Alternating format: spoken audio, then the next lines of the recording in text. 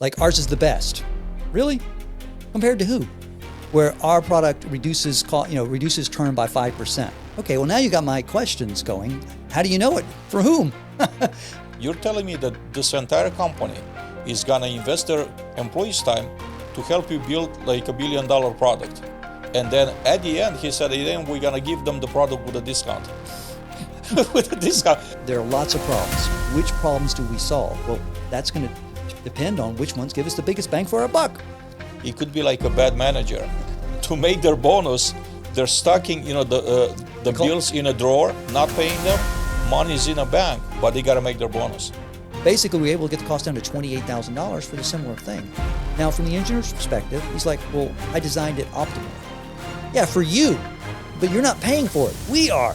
I see people attacking problems and looking at it from, okay, here's the owner's issue. Okay, here's the regional's issue. What about the maintenance supervisor's issue? What about the leasing issue? What about accounting's issue? What about the customer's issue? Wow, all these things need to be put into a perspective. Can I have some great news for you?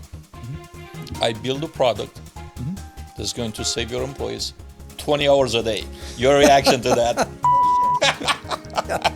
Love it. Why? Yeah. Explain why. Okay. Don't give me, this BS 90-day onboarding period and, like convoluted program. I don't even have employees that, work for 90 days. Yeah. They quit at 60-day mark. Yeah. Hey, are you interested in XYZ? Buy it now. Get this. I'm like, whoa, I don't even know who you are. You know nothing about me, and you're pushing this down my throat. No, thank you.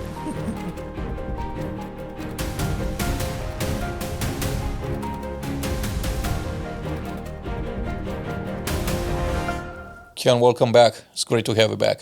Excited to be back, Adrian.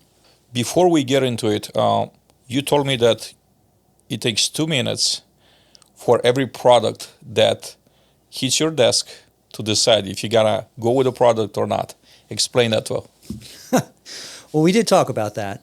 I think that you have to have context first. So what I was really addressing there is it a burning pain point? Is it something that I have to actually act on now?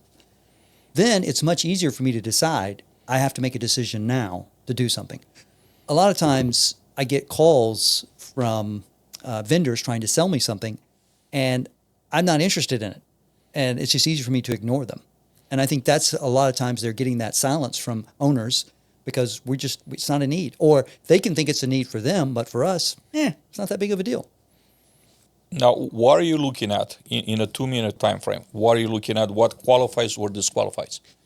Well, I think the context matters, as I was pointing out. I think if, in fact, it's a real pain point and it's a recommendation from somebody else that I know that's recommended it, and they're actually honest. I see a lot of vendors promising the moon, and I don't believe them.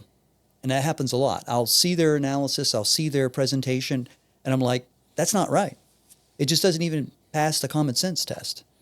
And they lose credibility immediately doing that. They'd be better off pointing out some weaknesses of their product and saying this doesn't work for everybody. However, if you have this, this, and this, it can work for you. And here's who's used it and had success with it. That's a much easier sell for me to see something like that. What are the main things that actually get your attention when you're spending the 2 minutes analyzing? Humility. I do not like the salespersons that come in with the super strong sales process. I don't like the fake compliments, the fake compliments. I don't like the BS. I would like them to ask questions and be interested in the problem that I'm dealing with and the issue. It's not every time you have a product or a problem, it doesn't necessarily mean that it's going to solve my problem. You don't even know anything about me, yet you're diagnosing and saying, this is the solution for your problem. And I have 100 other problems. Why do I want to solve that one now and with you? And maybe I already have another vendor who's already solving that problem. So it's definitely a crowded space, and trying to figure out how to break that down is difficult. And it's a barrier that I think a lot of vendors struggle with. And I understand. I can see it. They definitely approach me, and I have all the barriers. I don't let my phone ring to outside calls. I have a spam filter. I delete emails from people I don't know. I don't answer DMs from LinkedIn if I'm not interested. So it's very difficult to get in the door with someone who has the buying decision. A lot of times they can work on a side angle, and they'll get a property manager or a regional manager and get them to make the pitch. Now that has more credibility because now you have an internal champion for that particular product. And I'll listen to them a lot less unbiased than a salesperson. Does it help for them to have a dollar amount tied to the problem that they're solving? Well, I think specific things sell, but the problem with specific outcomes and specific ranges is a lot of times you're using averages, and how do I know if it's accurate? So I'll give you an example. I saw an article talking about pricing increase from a revenue management software, and they were saying, oh, we're able to drive revenue X percent. And then I started asking questions about the revenue drive, and it turned out that it was two different properties. And then I started asking detailed questions about the properties. Well, what was the condition of the other property? Was there a renovation going on? Was there a better manager there? Were they understaffed? Did they run a special? There's all these other nuances that go into it. So you're saying the variable is you and your product alone, and it wasn't one of these other variables that I know from experience could move the needle way more than your pricing revenue. So I just don't believe it. So that's the issue. But yeah, I think you have more credibility. And that's a 101 copywriting, to use specifics. Having specific information in your copy, in your headlines, in your sales pitch is way more effective than some vague thing like ours is the best. Really? Compared to who? Where our product reduces turn by 5%. Okay, well now you got my questions going. How do you know it? For whom? Let's break that down. Let's unpack that. So you said something very interesting. There's so many variables, right? And if someone tries to sell to a portfolio, that portfolio could have anywhere from like A+ product to like C-. How do you build a pitch around that, given the fact that there's so much variation when it comes to the product? And like you said, if you use averages, that might maybe work for the property that's in the middle, but probably is not going to work for the one that's at the very top and the one that's at the very bottom. This is true. This reminds me of we had an incentive contest set up for leasing and for occupancy. And at one point we had like 70 properties. And I remember one property kept winning over and over again. And I was looking at the data, and it had nothing to do with the management team. It had to do with the location. They were in a city that didn't allow any new build. So they were supply constrained. So that manager she barely woke up out of bed, and she was 100% full, and she was able to drive rents and everything else. And here we are saying she's incredible. If you look at the stats, she's killing everybody, but she hardly had to move. So it's very hard when people say, my product does X, Y, Z. How do I know that product actually delivered on it? Isolating those variables is difficult. It doesn't mean it can't be done. It's just hard, and it requires proof. And I think that risk reversal is one way to do it. And I don't see a lot of owners or sellers doing this. A risk reversal is, hey, Ken, we believe this product will work, and we're so confident, we'll give it to you for free to prove that it works. There are free trials, but a free trial is different. And the reason I want to point out the free trial is kind of a strange thing here. My time's worth money. If I have to use your product and it's a free trial, it's costing me time and my team time to train and try to use it and try to work with it. That's not the same thing. So I want to be clear that the free trial isn't free and for whom. And even though I don't have to pay you for it, I'm still paying for it in time, attention, and maybe one of the other problems that may be costing me more money they could have been working on, but instead I'm testing your product. You're bringing something that I came across not long ago. There was a young man that approached me and said that he's building a tech product. Mm-hmm. So I'm looking at the product, and it's basically just something that's built on the back of ChatGPT. Mm-hmm. Very basic, very like not too in-depth. So I said, how are you gonna like sell this to a company? Well, we're gonna get them involved to help us build it. So I said, how does that work? Just walk me through.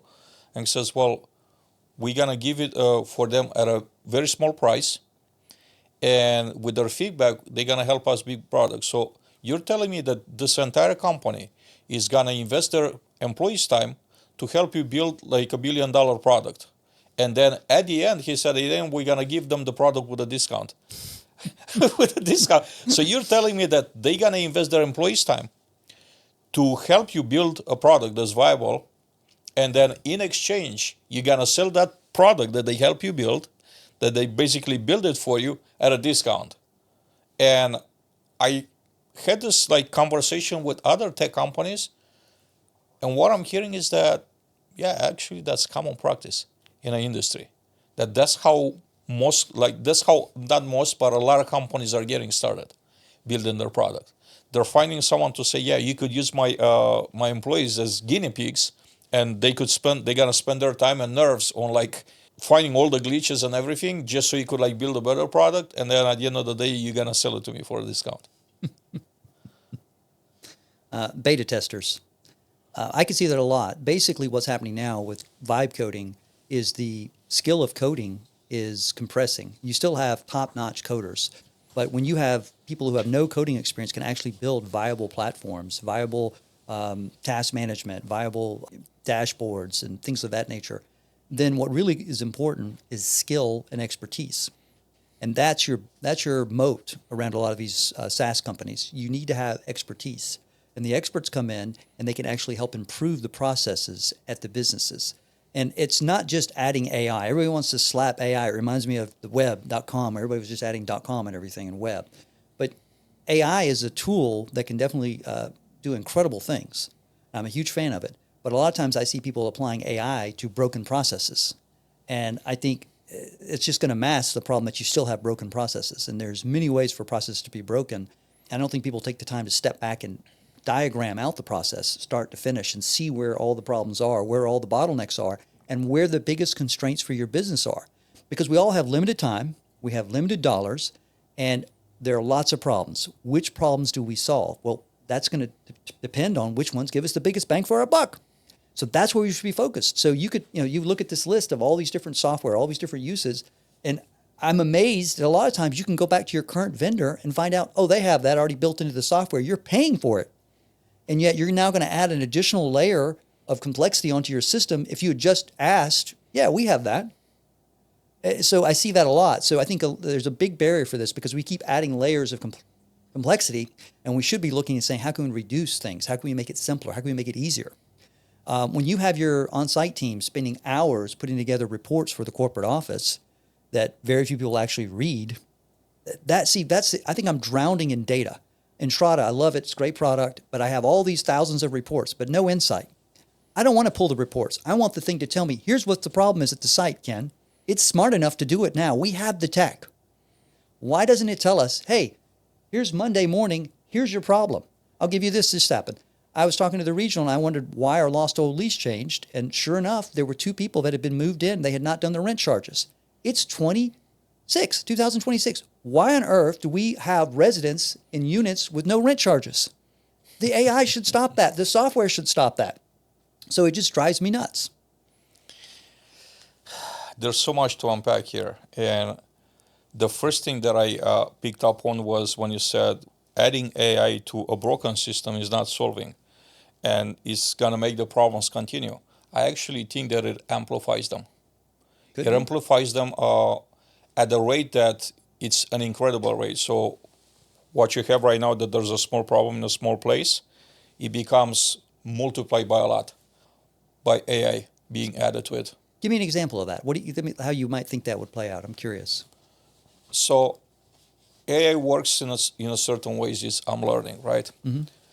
If you, for example, with a prompt, like let's just take the AI hallucination. Mm-hmm. There's reasons behind them. Some I understand, most I don't. Mm-hmm.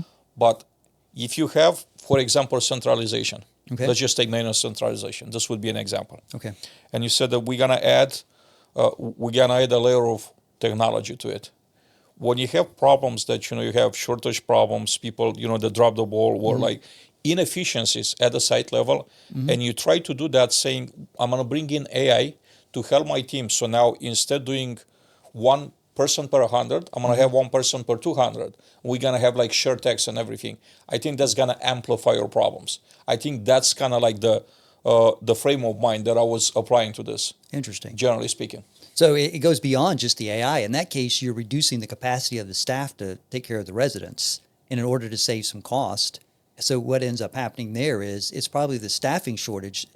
The question is whether or not the AI could, through better coordination, through better management, could actually handle that. But then you're also assuming that the staff that you have on site are not feeling very frustrated by the fact that they've got their staff cut in half and they're still responsible for doing more of the work. So I could see that backfiring very quickly.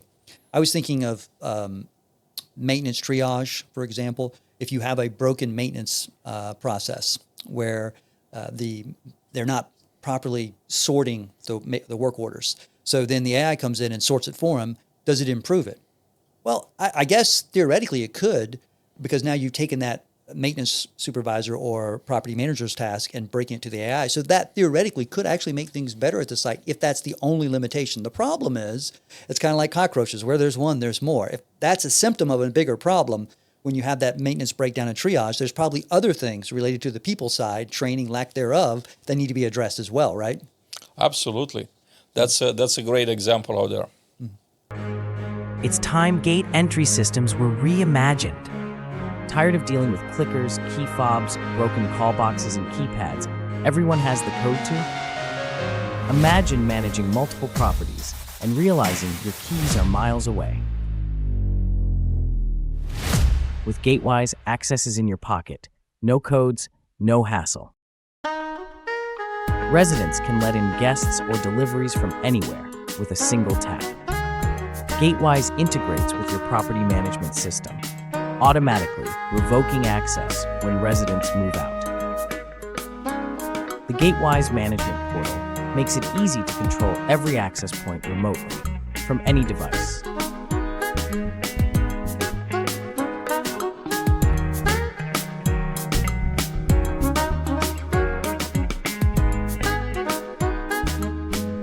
No dedicated computer required, just smart, flexible control at your fingertips. Gatewise also supports self-storage, giving your team cloud-based control over tenant access. Fast, secure, and fully remote. More convenience for your residents, more time and cost savings for your team.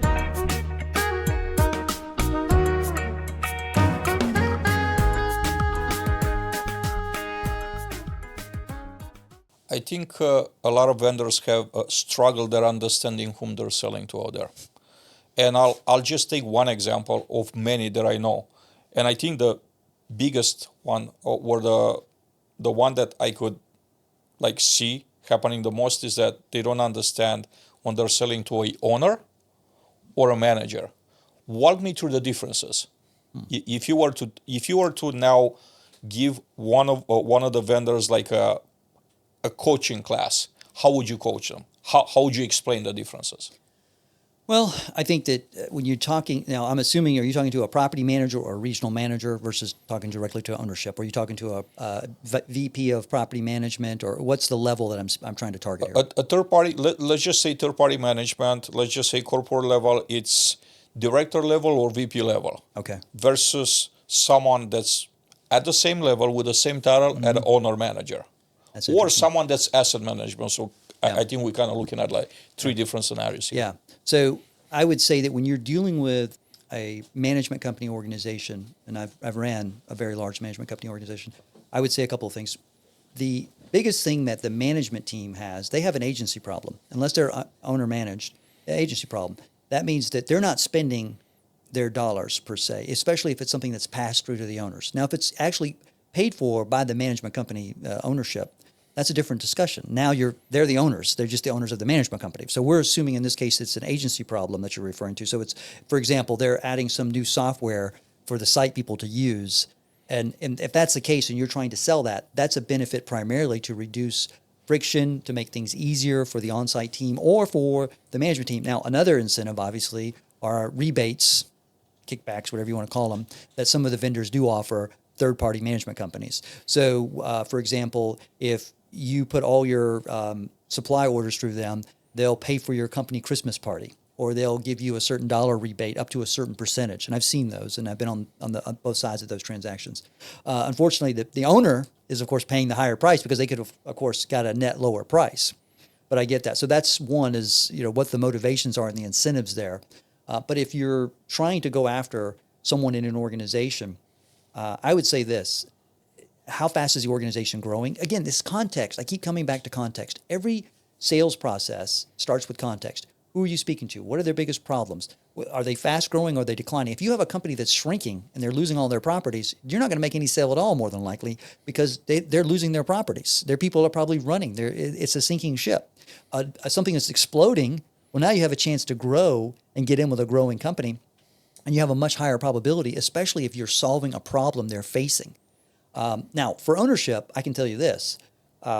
We look at pain. I'd like to stop you a little bit right there, because I think this is extremely important. I've seen this happening over and over again, and for smaller companies especially, this is kind of like, are we going to stay alive or we're dying?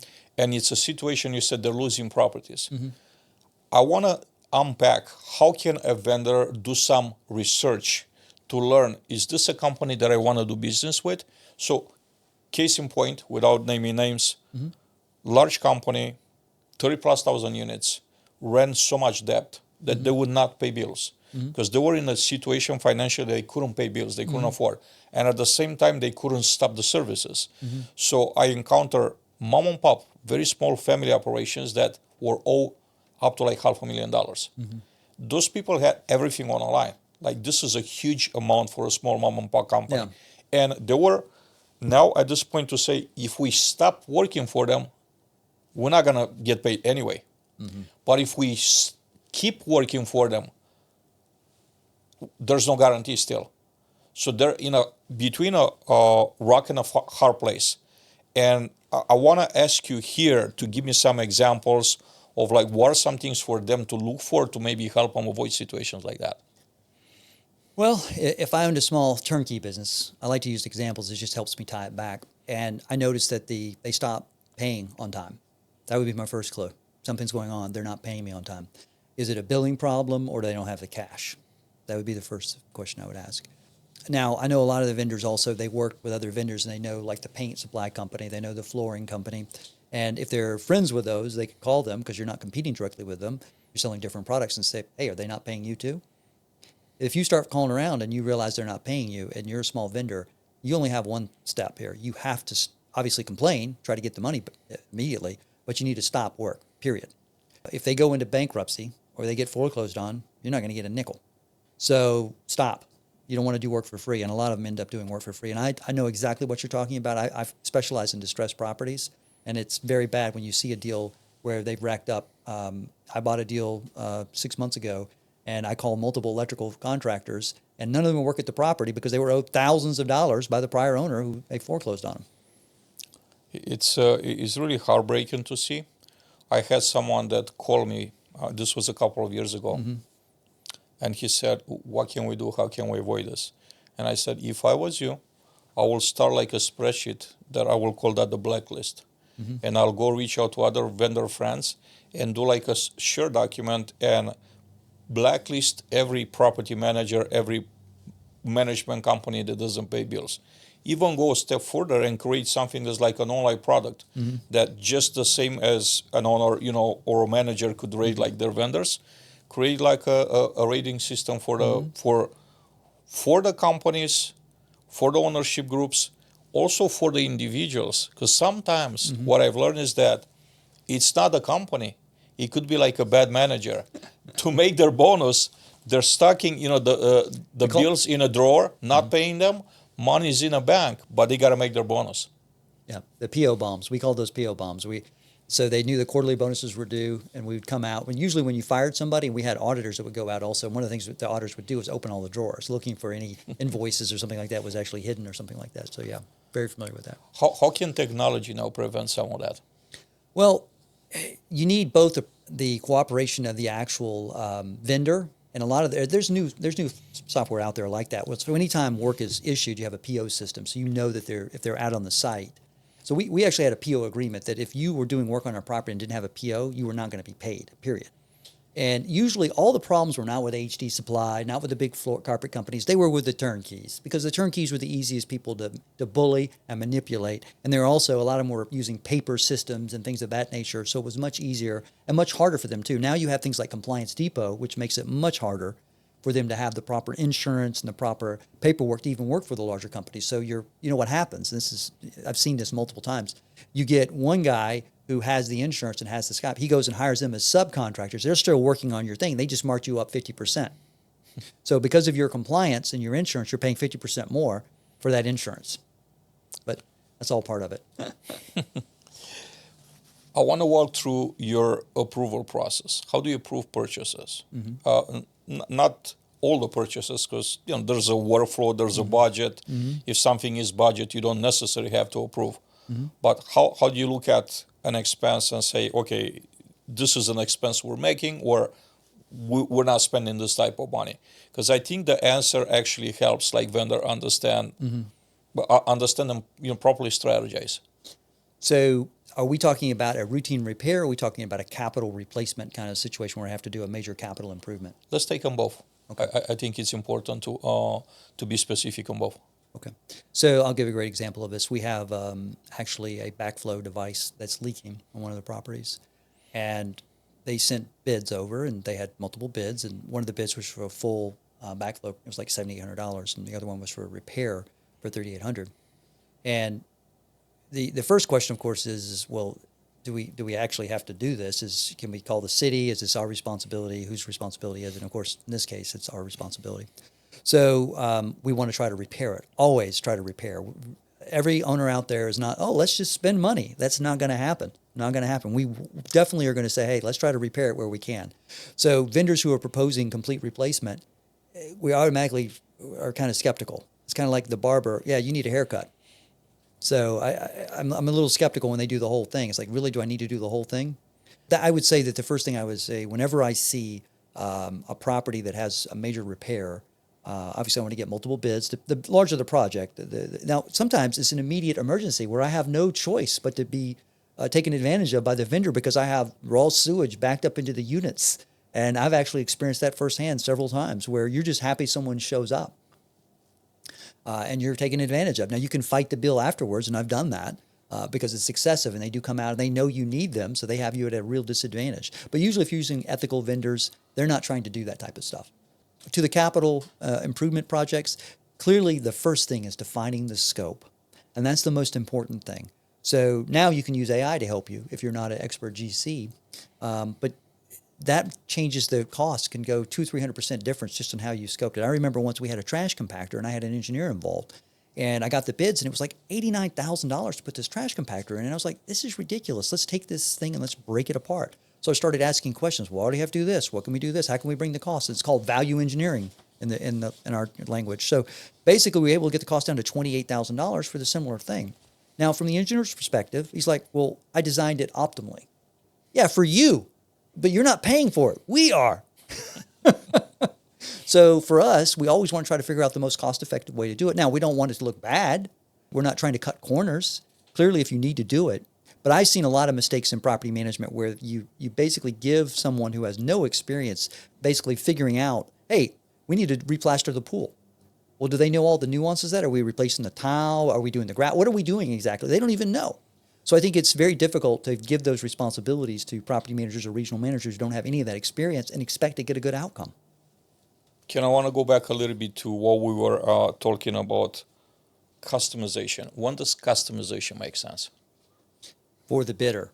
For the bidder, yeah, for the vendor. When should they customize? When there's value in customizing? I think there's always value in customizing for a client. The better you understand the client and their pain points and their issues, and the more you can tailor your offer to them. Now, obviously, if you're selling a hammer or but if it's an actual specialized service or it's a specialized product, the more you can make them feel like, hey, this was tailored for you and your problem and your issue, it adds real power to the offer. Because I think a lot of businesses, here's the product, where's the offer? Well, the offer, here's the price. No, that's not an offer. An offer has a lot more baked into it.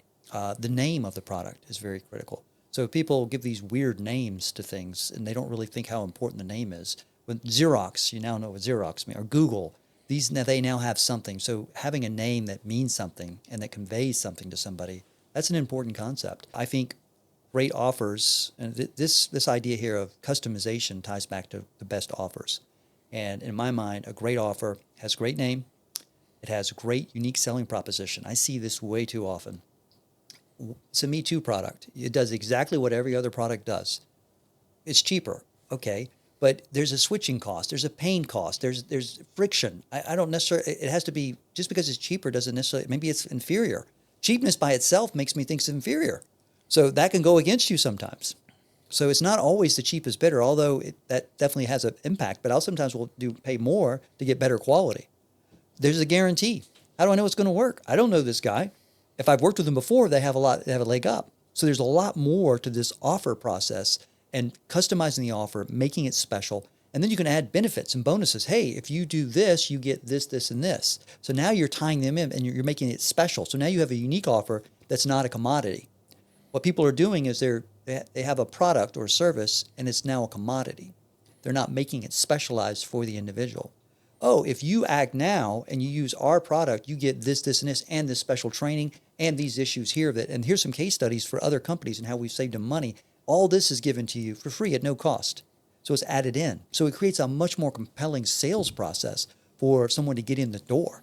But so many people don't do that. And if everybody, there's a great book called $100 Million Offers by Alex Hormozi, and he walks you through this. Now, Alex Hormozi is incredible. I'm a big fan of his. But Alex Hormozi took most of his stuff from Dan Kennedy. And Dan Kennedy got a lot of his stuff from Claude Hopkins. So it goes back into the 1920s. So this stuff has been around for a long time. And it's incredibly amazing to me how few true offers I see in our industry. I just don't see a lot of them. Next one, AI. Everybody is leading with AI nowadays. What's your reaction? It reminds me of the dot-coms. They're slapping AI on everything, thinking that AI is the golden thing. I think you almost have to now to just stay relevant. It's called the Red Queen effect. You have to run faster just to stay in the same spot. And I think this is happening with the marketing. This is happening with the product enhancements and the feature enhancements. And adding AI on your product or service, it's so much better because it has AI with it. As you've said earlier, you can automate a bad process and probably end up with a worse outcome. And I think a lot of these companies are slapping AI and they're not really thinking through, what does the customer really want? Do I want AI? Is that really what I want? No, that's not what I want. I don't want more AI. What do you want? I want my problem solved. It wasn't hard. Yeah. It wasn't too hard. Yeah. Well, I think there's a lot of perception. Because on the ownership side too, people want to be in line with the present, right? They don't want to be in the past. And they're hearing, AI, AI, AI. And at some point, there's kind of like, we got to have this AI thing, whether we understand it or not. And I think that kind of creates a market, right, for all this, product and everybody like labeling their products AI, whether they're AI or not, because they see that there's a demand. Like we could sell, right? And I've actually seen, I went to a lot of trade shows, and it's so funny because now everybody's AI. I even see like all companies, like all brands, older brands, that now they just added AI at the end of the company. So we're not like, Jimmy's company, we're Jimmy's company AI. Like everybody becomes an AI nowadays. It's funny though to watch. What do most AI products get wrong? So I've actually spoken to 23 wrapper SaaS founders, people starting startups for PropTech over the last year.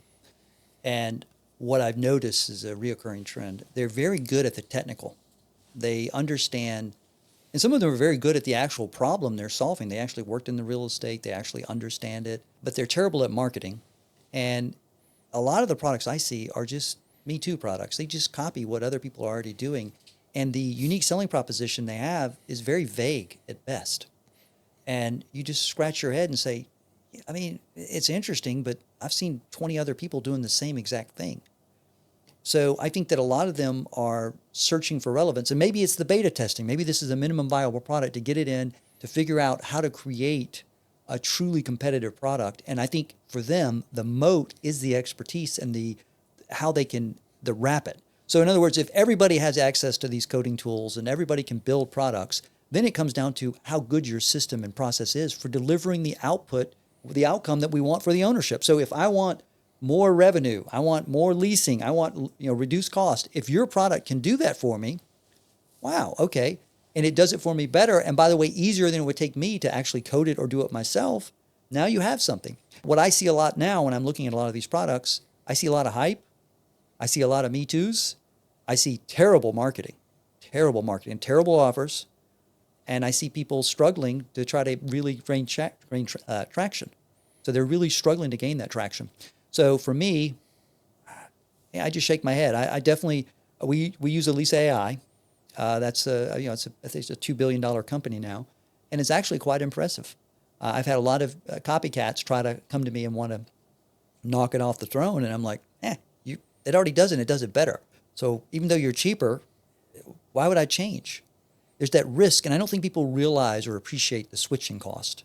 It is the moat, all these legacy, Yardi, Entrada, the switching cost is the moat for them. So basically, think about how difficult it is for me to change. Okay, now I've got to set up a new software. I've got to train my staff. I've got to make sure they use it. I've got to learn how to use your platform. I've got to pull these reports down. I've got to do all that to use your thing, to save little X dollars. And your problem and it may not even be on my radar. I have 100 problems, and you may be 98 or 99. It's just not there. It's like not even a real top concern of mine. So that's why you're calling these people and they're not returning your call, because it's just not that big of a deal. It's an aspirin problem. I'll just take an aspirin. I don't need to mess with your product. This episode is brought to you by Appwork, the maintenance platform built by operators for operators. If your work order system is slowing you down, it's time for a change. Appwork helps you streamline operations, boost tech efficiency, and track everything in real time. Smarter tools, better results. Check them out at appworkco.com. Is it possible in the future that the big PMSs are going to be coming extinct? And how can a competitor, an underdog, could disrupt them? Oh, I think it's happening now. There are several AI companies that are trying to change how it works. I think that they have a powerful moat, though, and that moat is the switching cost. Think about the training. Thousands of people know how to use Yardi. Thousands of people know how to use Entrada. So when we go to a new platform, for the AI to have a truly competitive advantage, they should be able to mimic them so closely so that it requires almost no training time. It should be able to have an AI tutor built into it, and an auditor where mistakes are not made. These stupid mistakes that are still happening, even though we have the ability to stop them, they're still being made at the site level every damn day. So I do believe somewhere right now in some garage or in someone's basement, they're building the Yardi killer, and they will crush Yardi. And these large companies, you think of Sears, like who would ever thought Sears would go out of business? So their time will come, but it takes longer than people think. And for these companies to really do that, they're going to have to really understand all the pain points, and not just of one group. I see this a lot too.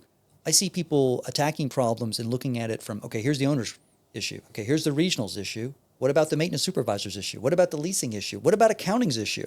What about the customer's issue? Wow. All these things need to be put into a perspective and reviewed and understood and really mapped out and thought through.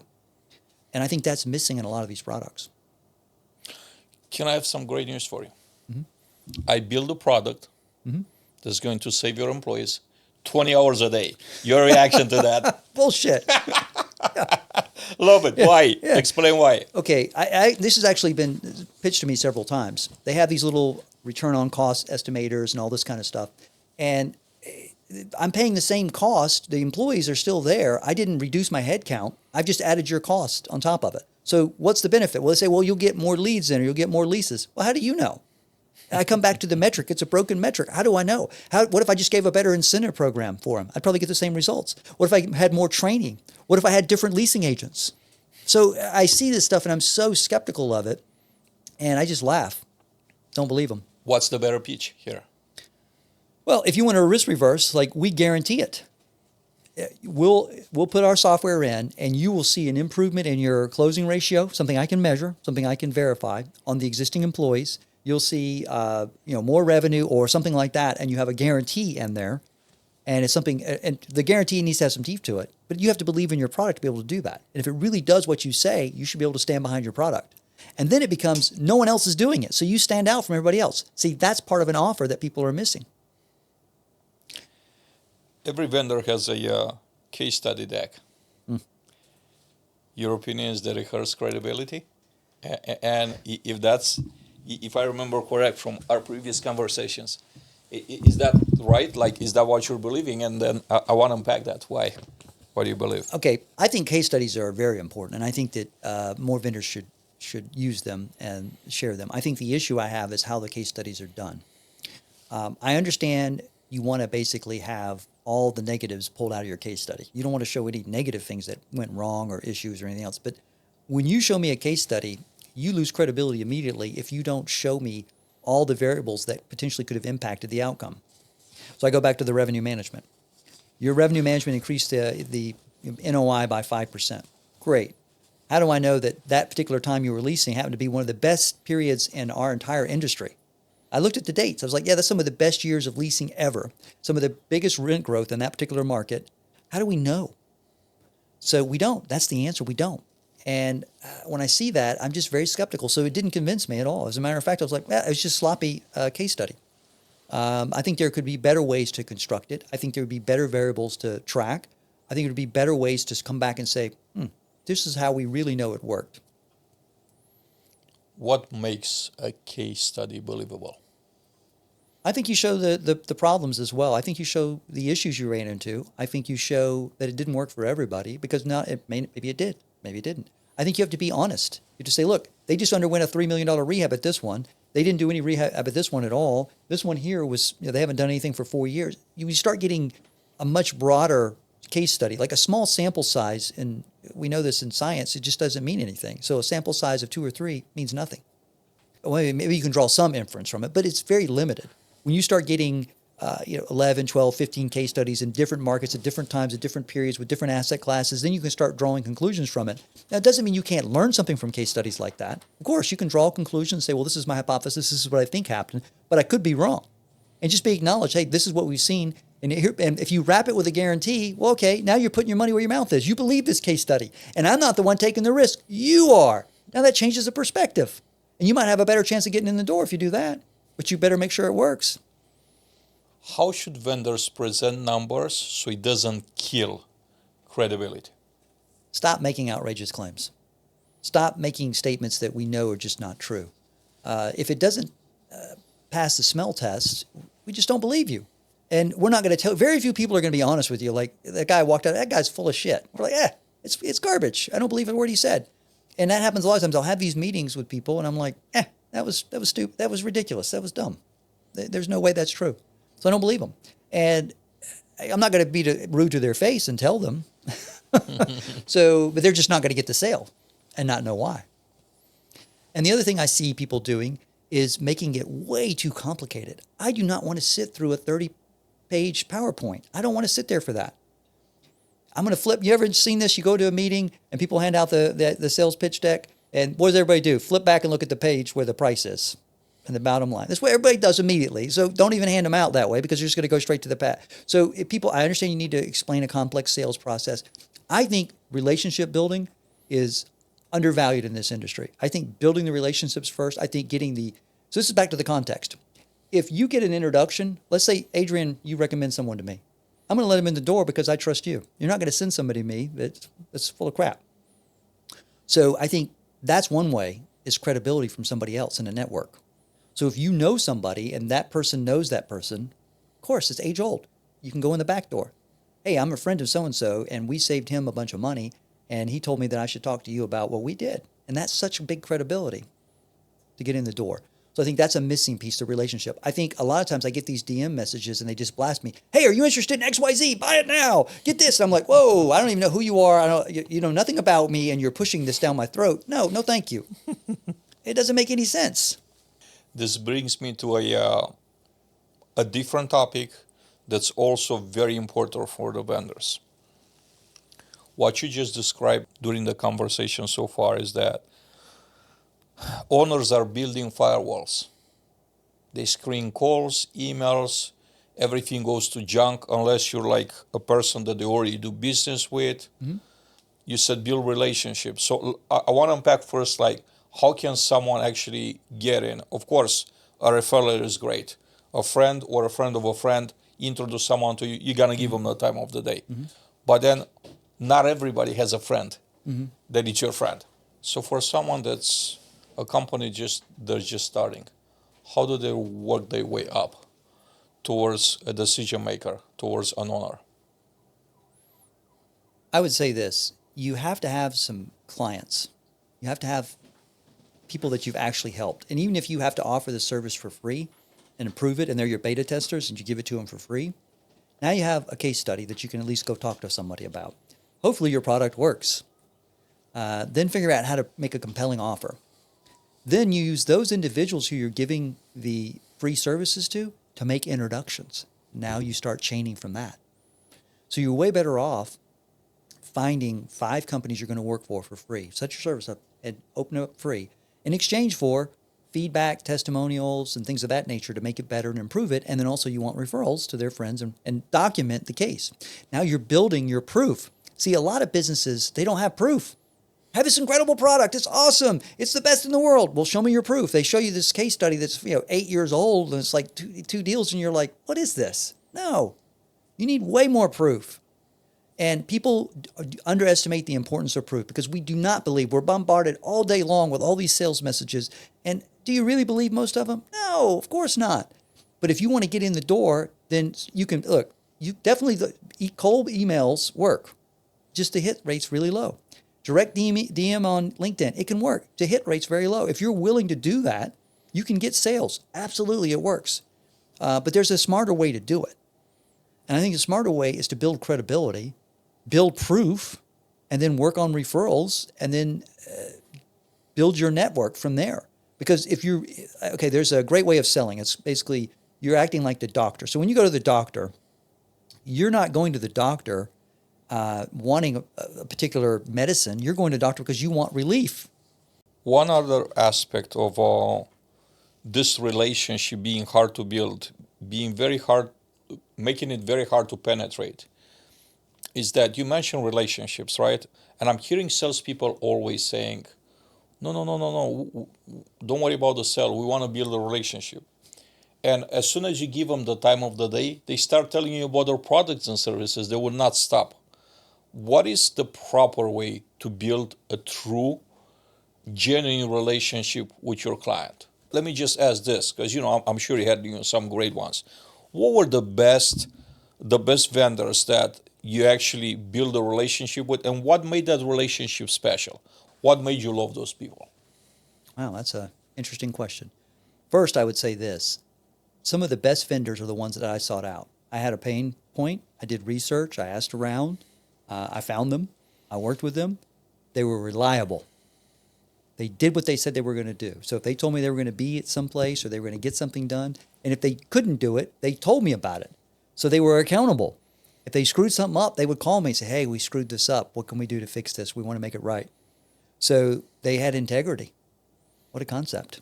Obviously, they weren't always necessarily the cheapest. The other thing, they would reduce my headaches. So they kind of anticipated the problems that I might have on a particular issue, and they'd say to me, hey, Ken, if you do this, you may also consider this, and this is going to happen. Do you want me to bid on that, or do you want me to leave that alone? I'm like, you know what? You're absolutely right. I didn't think of that. We need to include that in the scope. Let's add that. So they were honest with me. And then if I was pushing them and saying, hey, I need to get this price, or I need to get that, or I want to fix this, they would come up with alternative recommendations to save me money. Wow, another winning trait. They'd save me money. And even though it sometimes cost them money, long term, they knew that I would keep using them because they were saving me money. So it's a unique relationship. Building trust, it only takes minutes to destroy. It takes a long time to build. And I think that those types of being reliable is such an important thing. Having integrity, trying to save the person money, doing what you say you're going to do. Oh, those are so critical. But to try to get in the door and try to relationship build with some salesperson, zero interest in it. Now, if I have a problem, I have a water problem right now on a property. Okay, I want to figure out how to fix it. I'm going to be calling plumbers, trying to figure it out. It's a leak detection issue. So in that case, I'm now calling them. Now, what amazes me, I'll give you a true story of this. We were doing a renovation in Johnson City, Tennessee, and I needed a job for a paint job. It was 176 units. I wanted to paint the entire property. And I called 22 different painting contractors up there.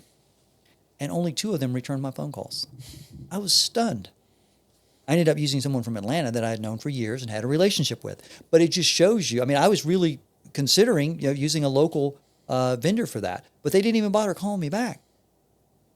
That's like 101. How do you guarantee you don't get any sales? Don't call people back. That's a good one. Gary Vaynerchuk says famously, the only people that focus on the sales are people that aren't good at marketing. talking about vendors. What do you have to say on that? Yeah, I think the two are related. I think that marketing it's educating. I mean, there's different types. There's the branding marketing, that Nike and that type of thing, and then there's the direct marketing type of marketing, and then there's the actual sales process itself. And it is an art form, and there are people who are incredibly talented. I see it in leasing agents. They have it. There are some people that are born with it. They're very talkative. They have high emotional cues. They know intelligence. They know that this person's kind of pulling away. They can sense it in the conversation. They know how to relate to other people. That's a skill set. And by the way, it needs to be something. AI is taking over a lot of skills. Salesmanship's not going away. It's going to be even more important. And I urge young people, they're talking about going to coding school. Well, coding's dead, but salesmanship, it ain't going away. And nor is marketing. It ain't going away. As a matter of fact, they're more important today than they were back then, because now it's harder to stand out. Everybody has Me Too products. So guess who's going to win? The people with better sales organizations and better marketing. I read your incredible series on LinkedIn. Your series of marketing stories. I think this should be our next podcast. Okay. Marcus, yeah. Marketing, yes, marketing for vendors. Mm-hmm. Because just as you mentioned, as I'm seeing all over the place, there's incredible opportunities for marketing and for creativity. And this is something that I don't think AI is replicating anytime soon. AI is replicating, pretty much like, average or below average stuff. Mm-hmm. Not to say where it's going to go in the future. And we should definitely brainstorm, and maybe we do one just on marketing for vendors. Absolutely, yeah. That'd be fantastic. There are actually good products out there that don't sell. Why? Well, we can always do the Charlie Munger and invert. If they're not being sold, the first question is, are they even marketing at all? Does anybody even know that it's there? If you want to guarantee your product's not sold, don't market it at all. That's a really good way to not get anything sold. Don't have any salespeople. Well, that'll do it as well. Don't return anybody's sales calls. Don't write blog posts. Don't do YouTube. Don't do podcasts. Don't get out there and tell people about your product. If nobody knows your products exist, how are they going to buy it? It could be an incredible product, but if nobody knows about it, no one's going to buy it. Now, something else. You can't get any sales? Make it so expensive no one can afford it. The other thing you can have is you can have a product that's great, that works really well, but it's the wrong customer. So let me give you an example of that. Let's say that you have unemployed people and you're selling executive coaching to get them jobs, but they're unemployed and they don't have the money to pay you. That might be an issue. So that's an example of, you could have a great product, but you have the wrong customer. You have to understand your audience. Yes. We talk about where AI goes wrong. I want to go now and learn from you where AI goes right, what AI does right. Let's take the leasing process. Where is AI very effective, and be as specific and go as deep as you want in a leasing process. What AI does right. So Elisa AI is what we use on one of our properties, and it's Entrada. It's tied into it. And what's amazing to me is that it's relentless on follow-up. So we all know in the marketing world and leasing and sales world that if you don't follow up, you're falling down. So you have to continue to follow up. And the AI is relentless. Could it be optimized? Well, sure, but it's way better than a human. Speed to call. So basically when a call comes in, if you don't answer it, you have a real issue. So answering the telephone call immediately, getting back to the person immediately via text or some other way, letting them know that you have options, they want to schedule a tour, that type of stuff. Such an incredible thing. So I think that the AI can really do a great job with that type of process. Eventually, you'll get to the point where you have a true AI leasing agent that does everything start to finish. You say, well, Ken, how can they show units? Well, we're already seeing people experiment with self-guided tours where basically they go on their own and they just walk through. I'm not a big fan of that. I personally still think we need leasing agents at the site. But I do see companies experimenting with that, especially in-town urban properties where they have no leasing agent at the site. So that's actually very common. And I've also know some individuals that have remote management teams. They do something similar as well. But I do believe that AI in leasing could totally transform the process, even for your leasing agents. AI could review all the calls. After each call, go back and say, hey, you forgot to tell them about the special. Hey, you didn't get their information, or you didn't do this. It would give them feedback immediately. Or, hey, you did a great job on that. And then also me as the owner, hey, your leasing team. This team is incredible. They get an A on their lease calls and on their tour calls and on their feedback from the residents. This guy over here, he's a C. He sucks. You need to do something with him. He needs additional training or he needs to be fired. One of the two. But right now, how do I know? I can simply look at the results. Oh, we're not leasing. Or they're at a property that's really full all the time, and he may be doing nothing, and just he's an order taker, not a true leaser. And that may be costing me money. So you just don't know. So right now there's a blind spot. I think AI could help us figure that out. So I do believe that AI will help us in a big way. Let's take the maintenance side of things. Where do you think AI could make an impact immediate? Well, I know that there's a lot of products out there now, and they don't necessarily have to be AI, that could do triage better. They could also make sure that when the work orders come in, they're actually accurate, that it says the sink is leaking. Well, which sink? Is it the kitchen sink or the bathroom sink, and which one? So the maintenance guy shows up, they have the right parts to fix the problem. That could definitely be better. Logistics, ordering, inventory. Like, for example, I have no clue what inventory I have on my property. I have no idea. But AI could make it so, hey, Ken, you have exactly, $38,416 of inventory at your property. And by the way, you're getting low on this, and you need to go ahead and consider your guys ordering it. That's the future where that stuff is organized. And for example, I remember this. This was a funny story. It wasn't funny for me, but it was funny at the time. Afterwards, I guess. I was driving back from one property, and there was another property, and I looked over, and there was the maintenance supervisor, and he had an AC on his truck. And I was looking, I said, why do you have an AC? So I called the regional and said, why? I don't know. He had an AC business on the side, and I was basically his supply source, using my ACs and just going. I was like, you got to be kidding me. We fired him on the spot. But how long have that been going on? So I looked at the work order. So we had ACs that were down. But we had ACs that were down. So sure enough, we had ACs that were down. But what he was doing is taking parts and fixing some of them and then ordering a brand new one and then installing that, and I was paying for it. How often does that go on? The owners don't know. That was just random chance. I happened to see it. I saw the budget overages and said, this is ridiculous. Why are we having so many ACs to be replaced? The future that the way I envision it is your maintenance shop becoming a miniature Amazon warehouse. Okay, I can see that.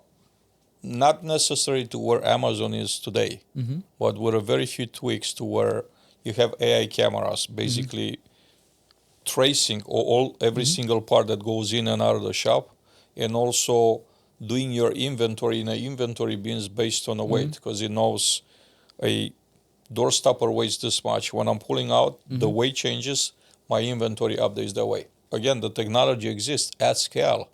What would it take to minimize, to build a miniature warehouse and, call that your maintenance shop? That would be amazing. That would be amazing, because we know there's a lot of inefficiencies in supplies. And we've talked before about the maintenance guy. You have a catalog order, and they're supposed to order this particular kitchen sink, and it costs $38, and they like a particular one that costs $58, and they don't want to use the cheaper one. So then you find out that they're ordering that. Your catalog won't pick that up unless you have it locked in, and this is the only thing they can order on the site. And we see that a lot. There's a lot of inconsistencies. AI is going to be able to spot all that. So when you have AI able to automate and look through all your, are you familiar with Claude Cowork? I heard of it, but not too familiar. I won't call myself familiar. You can now take 50 invoices, dump it in there, take your pricing catalog, dump it in there, and say, go back and review and look for pricing discrepancies, look for catalog where they're breaking the catalog, and it'll give you an itemized report. And it'll show you where the issues are. It's amazing. That technology is here right now. The problem is it's not in an automated format where it should happen every month. And by the way, Yardi and all these other companies will be doing it soon too as well. I'm sure all the different vendors that you work with will be coming up with this stuff as well. But it's a huge issue, and I see a lot of waste in our business that could be, it's just wasted money. Or just, parts are sitting there, we order the wrong parts. Just human mistakes cost a lot of money. Defining the problem. What would be a winning pitch, a winning argument in defining how, if you were to advise a vendor today, help them define the problem that you're having, what would you tell them? What to look for to build a work frame? Okay, why don't you give me a specific vendor, and then that's easier for me to frame it, because I've worked from actual realistic pieces, because I could be thinking about 10 different vendors. If you give me a specific one, I can zero in on that particular vendor. Just pick one randomly. Yeah, let's just say that I'm a vendor that build a AI agent that helps you assist with the entire leasing experience, from the prospect to the resident to the move out, the entire leasing experience. All right, well, the very first thing I would do, you've got incredible competition there. So realize that. But I would map every aspect, and not just the regular aspects. I would map it from different vantage points. I would map out from the customer's standpoint, the interactions they have, all the possible exceptions, all the possible things they would complain about. I would have everything mapped out first. I would go in, and not just one customer, many customers. I would talk to many different property management people at different roles, the leasing agent, the property manager, the regional manager. You want to know who touches it and how it's worked. I'd want to look at the actual interfaces, because I see this again and again, and I wrote about this recently, how terrible design is. Things are very difficult and complex. People don't want that. If I have to give you a training manual for my software, I've failed as a designer. It should be easy to use. Make it easy. Uber. Yes. I say this all the time. Yeah. If you want to know what a great product should look like, Uber Yeah. is the best example. Yeah. Like, don't give me, this BS 90-day onboarding period and, like convoluted program. I don't even have employees that, work for 90 days. Yeah. They quit That's right. at 60-day mark. Yeah. That's right. Like, how where am I going to roll this program of yours? Yeah. So convoluted. So there's two things. There's friction that's going to, make people hate your product. Yeah. And adoption rates will be low, so I will fail. Mm-hmm. And the other thing is that if you can explain it easy enough, you probably don't even understand it. It's true. That's very true. Let's talk about the future now. What will the owners stop paying for in the future? Services, products? It's interesting that you say that. The other day, I was looking at a deal that we had underwritten in 2019, and I looked at it again recently. It came back to the market. And the G&A cost quotes, it went from like $219 a unit to over $738 a unit. That's a tremendous increase over that period of time. That's way beyond inflation. We've seen a lot of services added to make them more productive and add-on services. I would expect the G&A cost to actually start dropping. I would see consolidation. Maybe some of the large companies start consolidating, buying, and they vertically integrate different aspects of it. But I would expect a lot of the adding costs without reducing payroll or reducing some other expense or driving revenue, really showing that it drives revenue, is going to go away. So I would expect the G&A expense definitely to drop. Hopefully, the closing rates would actually improve on the properties because we have AI leasing agents helping our teams. We're coaching them, we're guiding them. Maybe I also think that the work order callback. So I think all these metrics could be very much improved because if we're giving feedback. See, right now, maintenance guy has a work order, young guy goes in, does the work order, leaves, comes back. If he gets called back, well, he learned something that time, hopefully. But sometimes they don't learn and they're getting called back again and again, and now you just have a lot of upset residents. Right now, you wouldn't know that unless you were looking at those callbacks and studying it. Now, if you have a portfolio, you have 70 properties. You have to be able to look at that data and figure out, oh, here, look at all these callbacks here. It pops up. I'm having to hunt that data now. Eventually, that data is going to be sent to me. Hey, here's your problem employees. Here's your best ones. You call them and say, what a great job you're doing. These guys, they need additional training or they need to be fired, one of the two. So I could see AI allowing me almost like an x-ray to figure out where the problems are in my business because every business is faced by constraints. We don't have unlimited money. We don't have unlimited time. There's only so many things we can work on. So we really need to figure out what's the biggest constraint. And I think AI can help owners decide this is the biggest constraint, this is the biggest issue, and this has the biggest bang for the buck. And if we do this, this, and this is really going to move it. And I wouldn't be surprised if we have AI asset managers before we totally automate all the site level stuff. Because the asset management stuff is a rule-based system. And if you were to expose it to a wide enough body of research, let's say you took 1,000 asset managers and you took all their all the work they did on the computer, and we plugged it into this training bot and we trained it, we could have an AI asset manager that would then tell me, hey, Ken, guess what? This property's utility bills have spiked and we've correlated it to your work orders. The maintenance guys aren't going in on their turns and they're not, the ACs are getting turned down. I don't know if you've seen this. You go in and the turnkey turned it down to 50 degrees because he's hot. And then he leaves it on and then you're paying that power bill for 2 months because no one goes in and turns the AC down or back up. So we see that type of stuff and the AI would be able to point that out immediately and see it. So I would see that would be a real powerful tool for AI to really transform the industry. Give us insight. Right now we're drowning in data. Give us insight.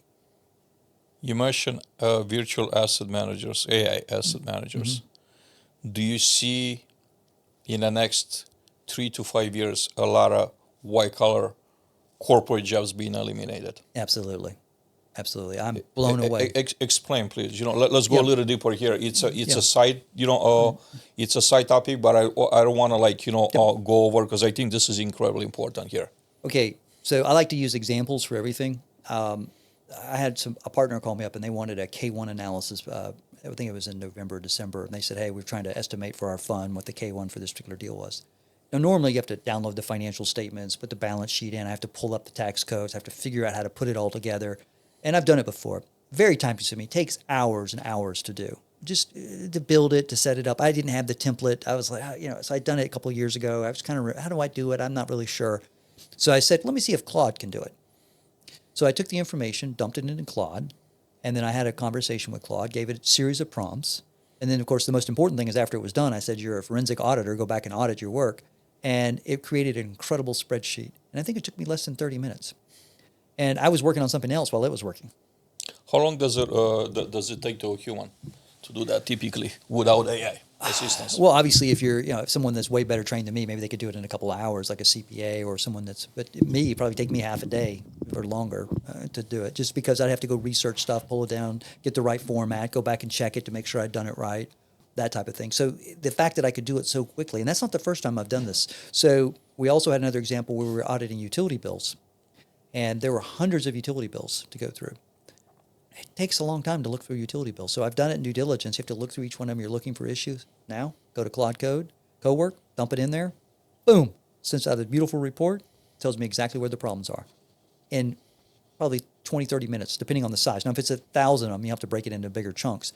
But it's amazing what the technology can do. When I see that level of intelligence, and by the way, it makes mistakes. I'm not going to say it doesn't make mistakes. But when I see that level of intelligence, it makes me realize it's coming faster than we realize. And then you see things like OpenClaw, which are self-improving.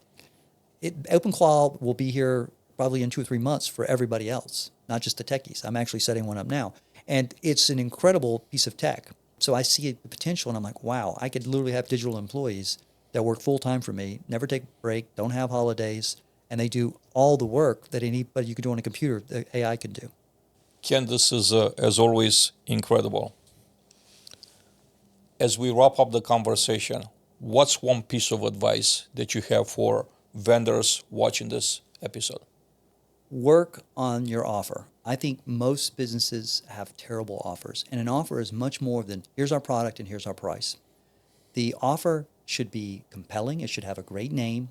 It should have some of the things I talked about before. And I see so often, here's my product, here's my discount, here's my price, take my product. Not really making me want the product, not really hitting a unique selling proposition, not thinking through, do I even need that? I think a lot of the people out there, they're selling products that I don't need. And they expect me to stop and give them attention when I don't have that problem. So they need to find someone who does have that problem. So they have to flip the script and start attracting customers. Like when I have a plumbing problem right now, guess who I'm calling them? Plumbers. So I'll be looking for plumbers. So, and now that flips it. Now I'm looking for them. Now, hopefully they return my phone call. Someone's going to do it and they're going to get some money from it. So that's what I see. I see terrible offers, poor marketing. Not everybody. There are some companies that do great marketing, but unfortunately, I'd say a lot of them do not. They think that Nike branding is how they should be with their marketing, and it's a joke. Ken, incredible as always, very insightful. I wish we had 3 hours because there's plenty, but that also leaves us a lot of topics for the next conversation. Thanks again. Yeah, absolutely. I enjoyed it. Thank you so much for having me, Adrian. I appreciate it.